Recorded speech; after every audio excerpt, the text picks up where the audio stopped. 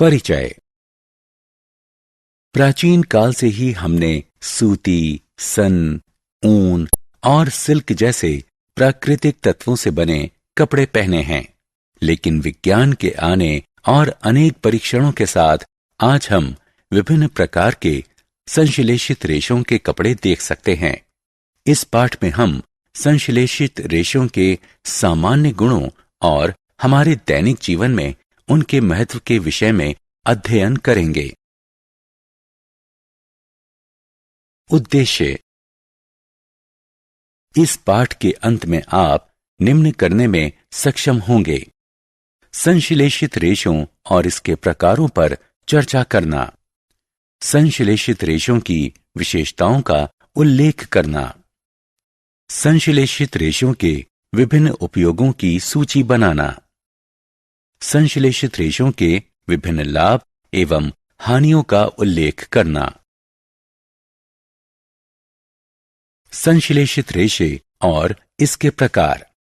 आइए अब कुछ कागज के टुकड़ों को एक साथ जोड़ देते हैं। आप क्या देखते हैं? कागज के टुकड़ों की ये चेन बहुलक की व्यवस्था के समान है। बहुलक क्या है? यहां कई छोटी इकाइयां बहुलक के रूप में ज्ञात बड़ी इकाइयों के निर्माण के लिए संयुक्त होती हैं। प्रत्येक छोटी इकाई वास्तव में रासायनिक पदार्थ है जिसे मोनोमर कहा जाता है। संश्लेषित रेशा बहुलक का उदाहरण है। संश्लेषित रेशे पेट्रोकेमिकलों की प्रक्रिया द्वारा प्राप्त किए जाते हैं। क्या आप उन विभिन्न प्रकार के संश्लेषित रेशों को याद कर सकते हैं जिन्हें आप अपने दैनिक जीवन में देखते हैं? संश्लेषित रेशों को बनाने के लिए उपयोग किए गए रसायनों के आधार पर इनका वर्गीकरण रेयॉन, नायलॉन, पॉलिएस्टर और एक्रिलिक के रूप में किया गया है। संश्लेषित रेशम रेयॉन। क्या आप जानते हैं कि रेयॉन एक उपसंश्लेषित रेशा है जिसके गुण रेशम यानी सिल्क के समान होते हैं? क्या आप अनुमान लगा सकते हैं कि इसे उपसंश्लेषित रेशा क्यों कहा जाता है?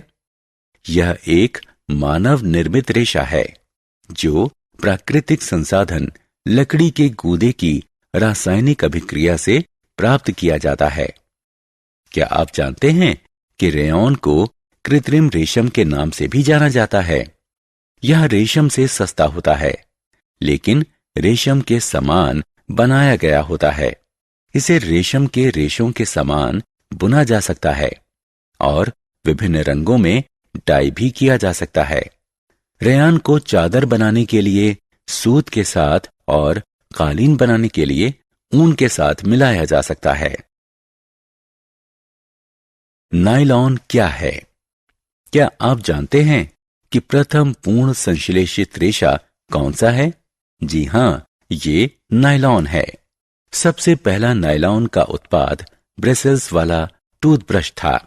क्या आप सोच सकते हैं कि कपड़े बनाने के लिए नायलॉन इतना लोकप्रिय क्यों है? नायलॉन के रेशे मजबूत, लचीले, हल्के, चमकीले और धोने में आसान होते हैं। इसका उपयोग विभिन्न पदार्थों को बनाने में किया जाता है, जैसे मोजे, रस्सियां, कनात, कार की सीट बेल्ट, सोने वाले बैग, पर्दे आदि। क्या आप अनुमान लगा सकते हैं कि पैराशूट और पर्वतारोहण की रस्सियां बनाने के लिए किस रेशे का उपयोग किया जाता है? हां, ये नायलॉन रेशा है, क्योंकि ये स्टील के तार से भी कहीं अधिक मजबूत होता है।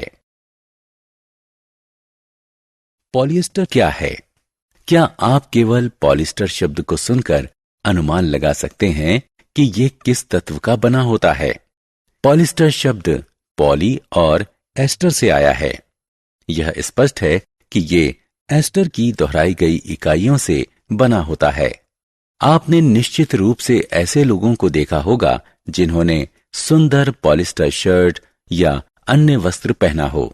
इस रेशे से बने कपड़े में आसानी से सिकुड़न नहीं आती। ये करारे रहते हैं और धोने में आसान होते हैं।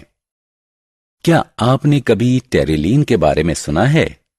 यह एक लोकप्रिय पॉलिस्टर रेशा है। टेरिकॉट या टेरीवूल बनाने के लिए टेरिलीन को प्राकृतिक रेशों जैसे क्रमशः सूती और ऊनी के साथ मिलाया भी जा सकता है। साड़ी, परिधान, चित्रयुक्त कपड़े आदि बनाने के लिए वस्त्र उद्योग द्वारा टेरिलीन का उपयोग व्यापक स्तर पर होता है। क्या आपने कभी ध्यान दिया है कि आपकी माँ हमेशा चावल, चीनी आदि रखने के लिए पैट मर्तबान खरीदती हैं? पैट पॉलिस्टर का चिर परिचित रूप है और इसका उपयोग बोतल, मर्तबान, फिल्म, तार आदि बनाने के लिए किया जाता है। ऊन जैसा रेशा एक्रिलिक। जाड़े की ठंड से खुद को बचाने के लिए हम शॉल और स्वेटर पहनते हैं और कंबलों का उपयोग करते हैं। क्या आप जानते हैं कि इनमें से कई प्राकृतिक ऊन से नहीं बने होते हैं, हालांकि वे ऊन के समान ही प्रतीत होते हैं। तो आप सोच रहे होंगे कि इनको बनाया कैसे जाता है। ये एक्रिलिक रेशों से बनाए जाते हैं। ये संश्लेषित रेशे होते हैं और पॉली एक्रिलोनाइट्राइल से बनाए जाते हैं। एक्रिलिक हल्के वजन का, कोमल और गर्म होता है, जो ऊन जैसा अनुभव देता है। क्या आप ऊन के मुकाबले एक्रिलिक रेशे के किसी लाभ के विषय में सोच सकते हैं? प्राकृतिक संसाधनों से प्राप्त ऊन काफी महंगी होती है, जबकि एक्रिलिक से बने कपड़े अपेक्षाकृत सस्ते होते हैं। इसके अलावा ये विभिन्न रंगों में भी उपलब्ध होते हैं। हानि ये है कि एक्रिलिक आसानी से धुंधले हो जाते हैं और ऊन या कश्मीरी ऊन के समान पहनने वाले को बचा नहीं पाते।